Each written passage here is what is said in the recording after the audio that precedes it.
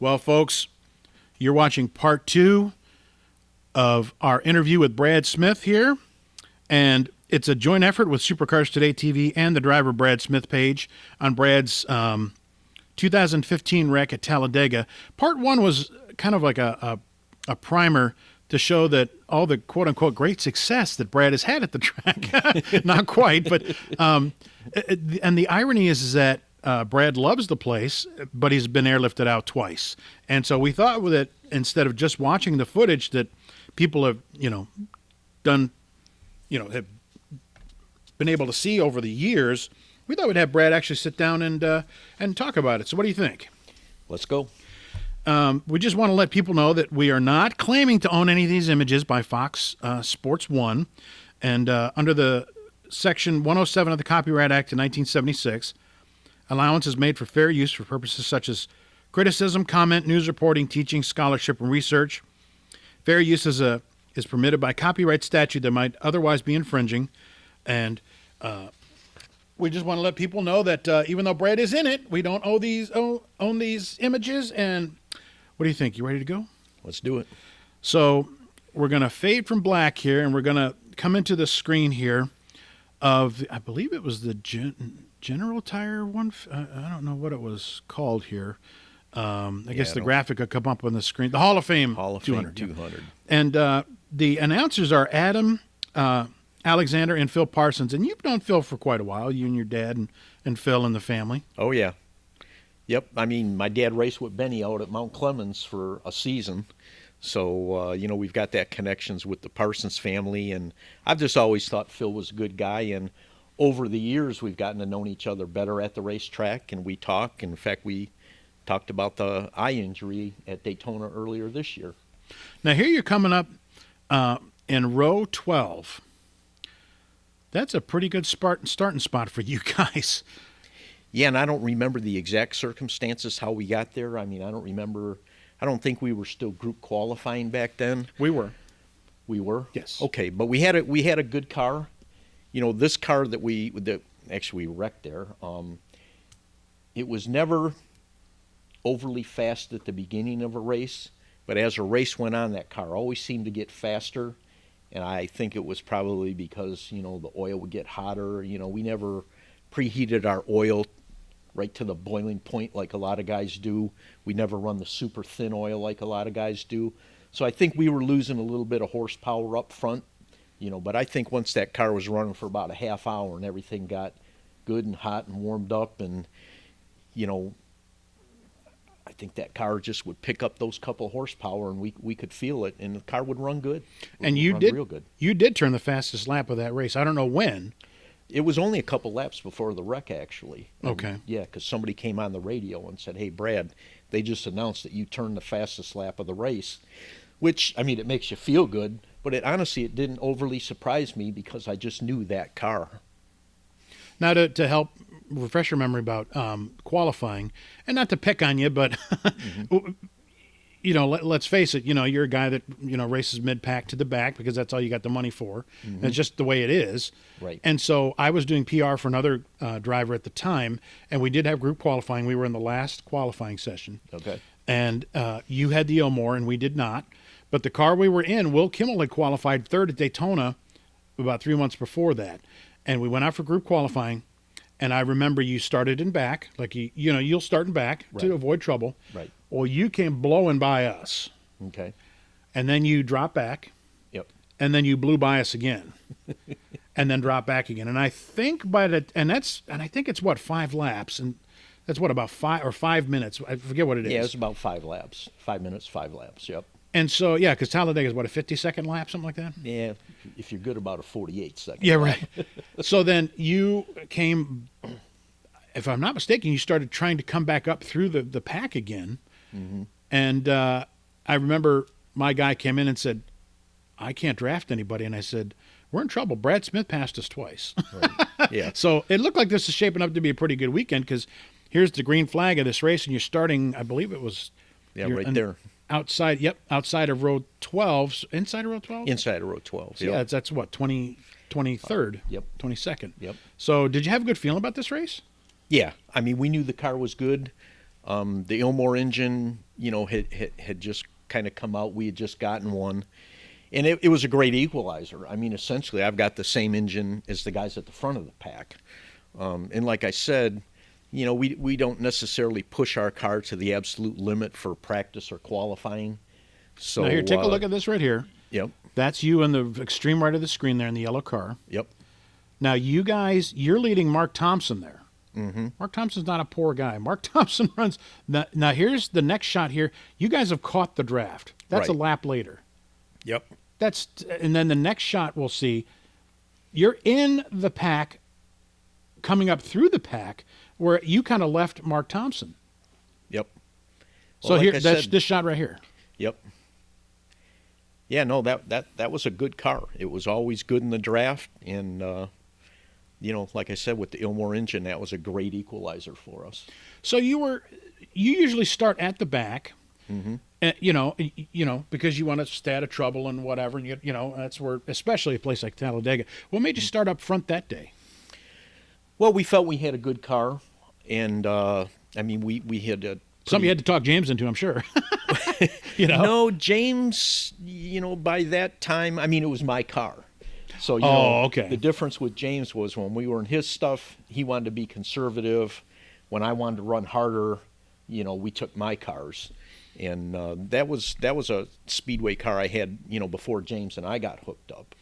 And we always knew it was good at Talladega. We had some lead lap finishes with that car. And then, like I said, the Ilmore was a great equalizer for us. So we just thought, you know what? We know we're not going to run up front, but we knew we could run at the back of the lead pack. At least we felt we could. Even though you just showed right there, you came through, you caught the pack and came back up through it. Yeah. Well, the racer in you doesn't want to lift. So I just kept my foot in it, but you can strategically move the car so that other guys can go around you, or you just pick a spot where you're comfortable. And that's basically what we were doing. Because usually when you have a draft like that you were running about 20th the whole race, 20, 21st, 19th. Mm-hmm. Usually, so we're talking 18, 19 cars in front of you, Mm-hmm. and usually that draft leaves a 2-car tandem.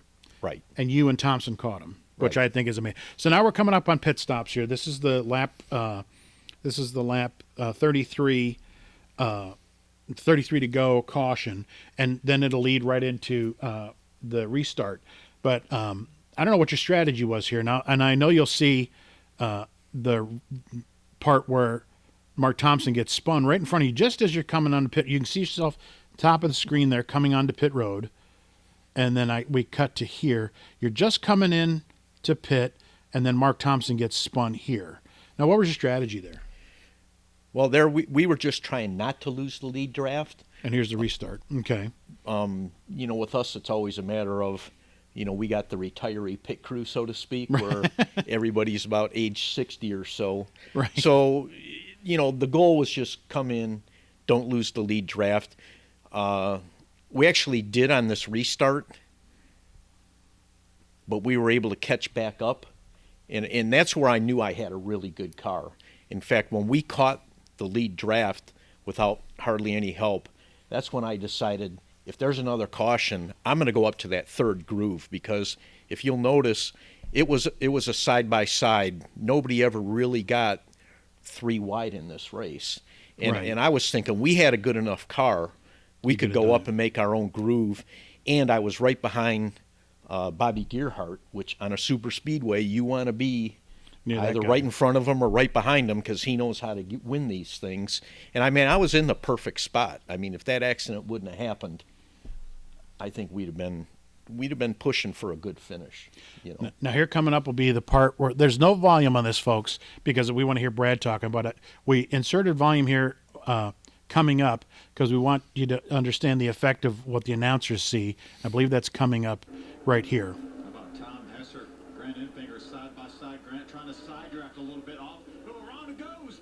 Austin Lane south for the 98. Look out, back across the track. Big crash as they come toward the start finish line. Oh my goodness, what a hit.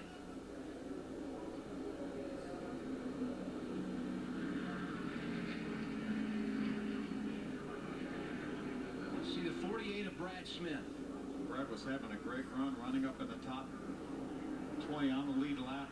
There's Austin Wayne self. You can see that him moving around and getting ready to take the window net down. But Brad Smith is the one that really took a hard shot on it in that inside wall. Now you'll see the window net come down here. Okay. I don't know if people will be able to see this on the screen here, but see where it just comes down there. Oh, something came out the car. So I think that was my hand grabbing the roof trying to pull myself out. There's the safer barrier. You can see what kind of impact that was. now before we get to the next shot of Kyle Busch going into the wall, Uh-huh. in Daytona a couple months before that, Kyle Busch crashed in an nationwide Xfinity race, and Talladega installed the inside wall here. Yep.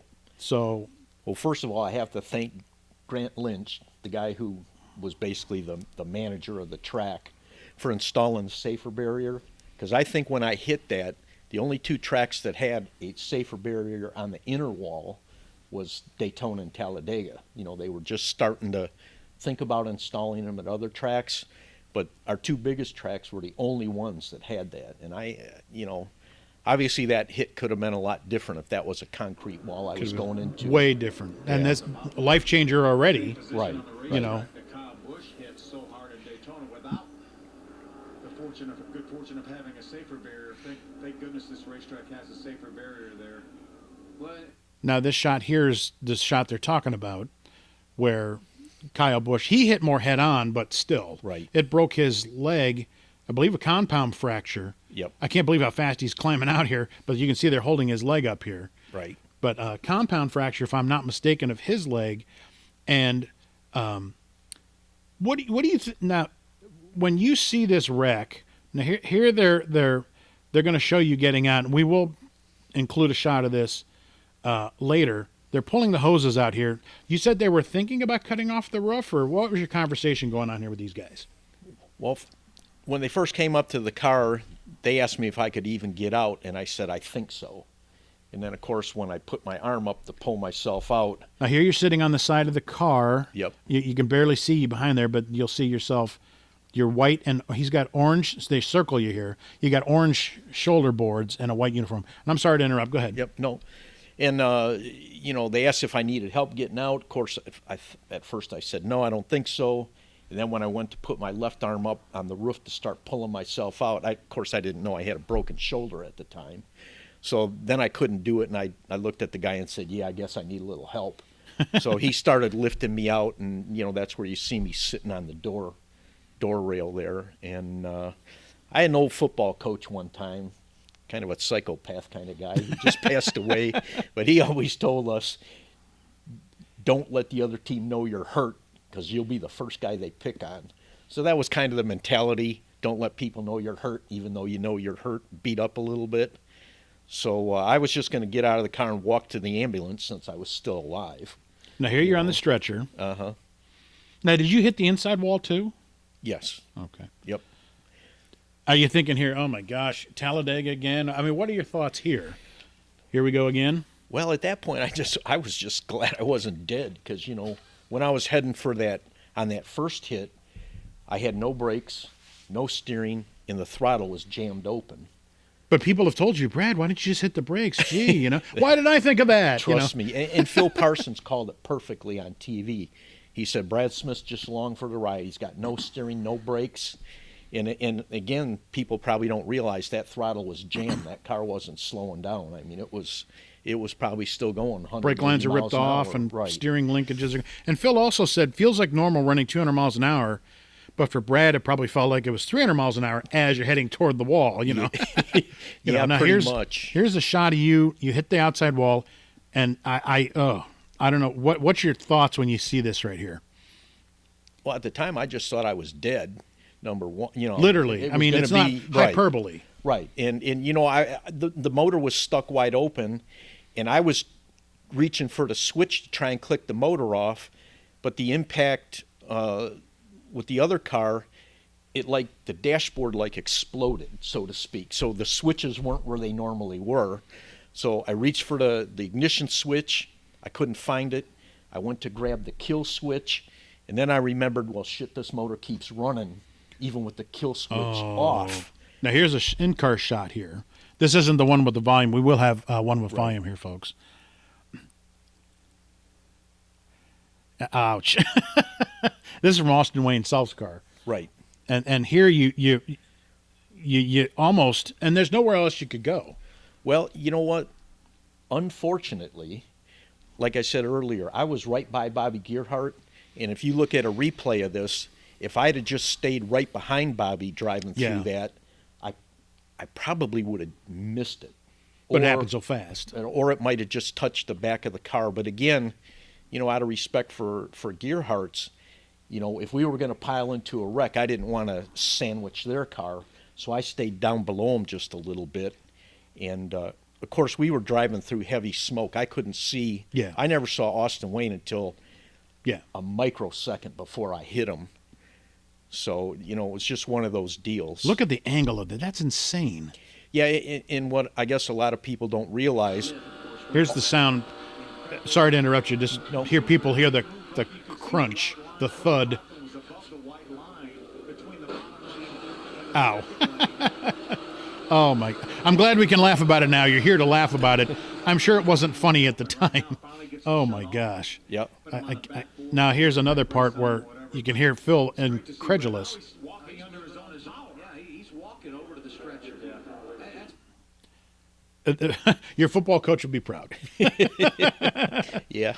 And Austin seemed fine here as well. Yep. You know, he did express, you know, his concerns for you in his interview. Yep. Unfortunately, things that happen to you like this, you don't get a chance to get a mic stuck in your face. Right. Now, here's the shot of the car being hauled away. And I don't recall seeing this, even though I was there doing PR for another driver. And I'll be honest, I was on that end of pit road. And when we saw it happen in front of us, obviously you didn't hear this, but to imagine a racetrack silent. Mm-hmm. I mean, I've only experienced that once before. Right. And the place went silent. We were watching I don't know who wasn't watching the Jumbotron at the time. Mm-hmm. And, I mean, we thought, I was thinking, man, I've known Brad for almost 20 years, and I didn't get a chance to talk to him this weekend. Now he's dead. I mean, this is horrible. I just watched him get killed, and then we saw you get out of the car, and I still thinking about it, going, he lived through that? Yeah. You know. Well, it's a testament to how well these cars are built, a testament to the safer barrier, you know, which was designed by a guy named Dean Sicking, who, you know, again, I got to put a word in for him because that barrier, I'm sure, saved my life. And, you know, what a lot of people don't realize about this accident was when I hit Austin Wayne's car, it took out our left front, the left front corner of the car. Yep. But then the second impact into the safer barrier hit the left front corner of the car. Yeah. You'll notice it. So that corner of the car took two 180 mile an hour hits that day.